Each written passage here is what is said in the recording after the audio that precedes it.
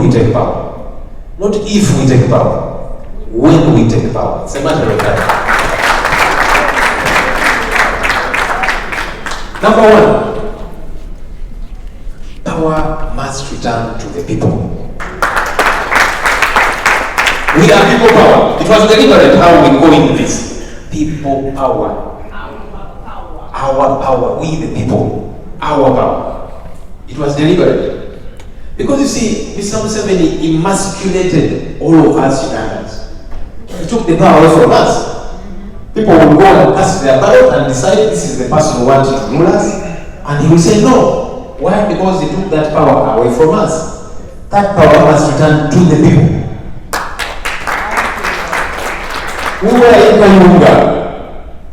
You know, a couple of by-elections, and I don't know a bit about 2021. But you see, we would go to by-elections and they would rig and they would abduct our people and so on. But in Kayunga, he said, you know what? I don't want to stress myself abducting their agents and so on. Let their person win, we shall declare what we want. And look, we have all the DR forms that show that our candidate won, the LC5 chairperson, Harry Nabwede. But they said, we shall do what we want, do what you want. Because he took the power away from us as the people. That power, that's our major aim. That power must return to the people. That those people get to decide who leads them, how they lead them. And that means, God forbid, if we become a mess when we are in charge, those same people have the power to vote us out. That's the place we must get to. And so we got to empower the people, that they get to determine. I want to talk a little about corruption. You know, we talk about this thing called corruption, and it has become so normalized. Yes, that's true. I chair a committee in Parliament called Kosasi. You know, when I was a journalist for 14 years, from 2006, with the Moses and others, I saw Bahati somewhere. And so we used to, yes, of course, do stories about corruption and so on. And it's different when you are on the sideline. But now, I stare this thing in the face every single day, and I just cannot believe it. Oh yeah, glaring. Almost every institution in our country is riddled with corruption. I'll just give you some pointers. Yes, all of them. 7. We investigated Uganda Airlines. A number of you saw how that probe went. People wanted to finish me because I was unraveling the road there was. They said I'm doing my job and I'll keep doing it.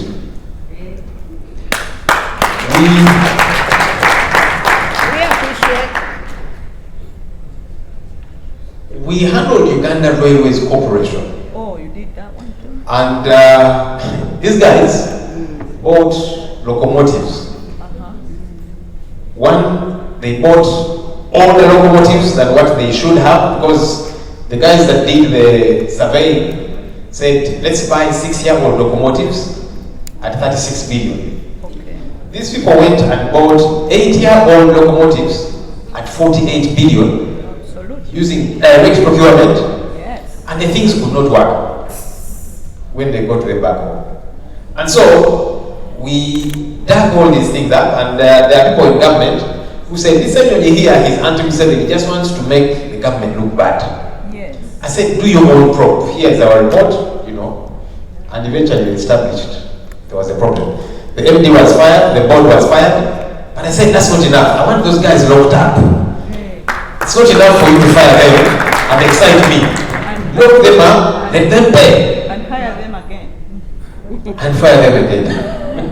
As somebody said. Yeah. We recently inquired into KCCA. Okay. So, one of course, there's many things. They've sold off property belonging to the entity and so on. There is land in Chisenyi. You guys know Chisenyi? Yes. So they were planning to buy 10 acres of land In Chisenyi for vendors to put them there. And guess how much they wanted to buy this land? What, trillion? Each acre was to be bought, each acre, at $10 million. Chisenyi. You know Chisenyi? And by the way, most of this land, because I went to the land, I said I want to understand this land, what is it made of? So they wanted to buy 10 acres at $100 million. So I said, let's go and see this land. I want to know what is underneath it. There's some gold, I don't know what.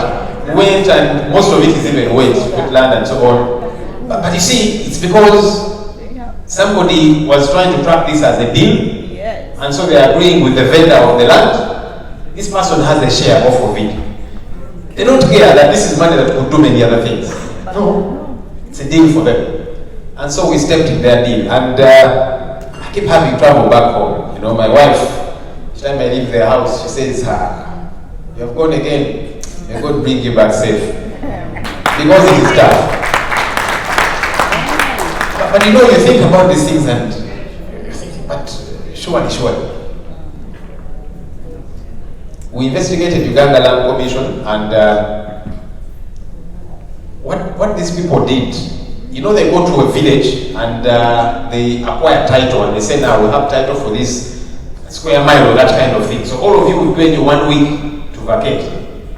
And so it's a cartel. So then some people within government say, no, don't chase the people off the land. Let's pay you for the title. So that now those people retain their land. But then something just didn't make sense. And so we began to scratch a little more, and they had acquired letters of administration, but the letters of administration were forged. So I saw a signature of the judge. I called the judge. I say, your signature? Your Lordship, I have this document. I just want to be sure you're the one who signed this. He said, send it to me. I sent it to him. He said, 2 problems. Number 1, that's not my signature. Number 2, they signed that document after I had long retired from the judiciary. So I said, now I have these tips. Of course, with the back and forth, we got that title cancelled. But I've been saying, now that title was cancelled. Those guys were paid billions of shillings for that land. I said, now we have successfully shown that this was acquired fraudulently. But how many more? We want those guys to pay back that money and to get locked up. And that's the back and forth we're having. Yeah. I can go on and on. Some of you probably followed UNBS recently, where we had evidence that an executive director was bribing board members to retain his job. So I acquired screenshots. I tend to use my journalistic background. And somehow we trapped him and he said the truth. That's just an example. I'm sharing this because that's a space in which I am. I'm not telling you so that you say I'm doing a very good job. It is not even a drop in the ocean, yeah? Yes. In all honesty, I need to be humble to accept that. But that's just to show you the road there is in our country. And where you and I must fight. Uganda has got plenty of money. Somebody did mention here, we don't need aid. I read a book, a little book called Dead Aid by Dambisa Moyo. You should read that book. Yeah. It goes to show how much aid has been pumped into Africa for so many years. And Africa remains poor, despite the aid that is pumped there. I mean, all his known 9 children, underline the word known, were born at Mulago Hospital. When Mr. Museveni's daughter was going to give birth, he put her on the presidential jet, flew her to Germany, not on his money, on taxpayer money. The people that did that story then, one of them now, by the way, works with Mr. Museveni, did an outside, she's, I think, deputy PPS or something. And he said he will pay that money back in the coffers until tomorrow. Obote was shot at Lugo in the mouth. It was an assassination attempt on him. He was taken to Mulago, treated until he got fine. Does that happen today? No. Why? Because Because healthcare is not a priority. These guys think, if I can get it elsewhere, why should I bother dealing with the situation back at home? But I mean, with all their badness, their evil, as portrayed by this regime especially, there's some things they did. Some of the infrastructure we still celebrate in the country was built by these guys. Yes. That's the reality. Today, they are excited they are building roads. You see these roads, by the way. One of the other issues we looked into, the cost of a road per kilometer, some of these roads are 15 million per kilometer. What kind of road is that? And then, 3 months later, that road will have potholes. And this is money, by the way, that was borrowed from China or wherever else. You and I and our children and grandchildren have got to pay that money. And so he's telling you how we build infrastructure at what cost. 3/4 of the cost of that road is stolen. And we have got to pay it back. And they are screaming infrastructure. And so we have got to fix healthcare. We normally, each time there's a budget, we introduce our alternative budget. And we show where we think money should go. We know they will not act on it, but it's okay to have it on paper. And healthcare is one of those that I think are important. Education. UPE, on an annual basis, they avail about 11,000 shillings per child. Capitation grant, UPE, 11,000 shillings per child per year. Not per term. Per year. That's about $3. Tell me something. How is that child supposed to grow up and compete with the rest of the world? You're educating them at $3 per year. How? That's $1 per term. How? And by the way, this is the reality, yeah? Those who do research, I don't want to take my word for it. How? And they're supposed to compete with the child in the US, in China, in UK. How? When I seen in the media, we did a story, we went to this school, somewhere in eastern Uganda, and the children were writing on the ground, in the soil, and the teacher would come and mark them in that soil. Yeah, that's still happening.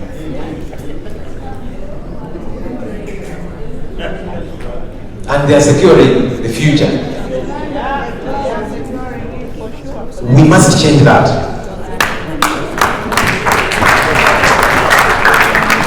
It's not enough for us to fight for the rights of the people of Uganda and all of these different things, fix democracy. The foundation of these young people has got to be dealt with.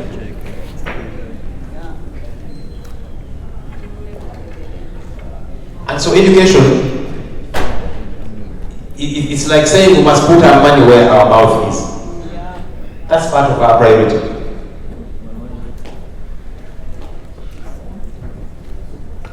You know, people keep asking, so you guys keep talking about all these grand plans, promised to the soldiers and police officers which will pay you better and so on. Where is that money going to come from? Every year, do you know how much money goes to classified budget? For a period of about 3-4 years, classified was about 3 trillion shillings per year. This is classified. Now, every country has got a classified budget. But it should be justifiable, it should make sense. We are not at war. Where we are at war, like in Congo, there is a separate budget.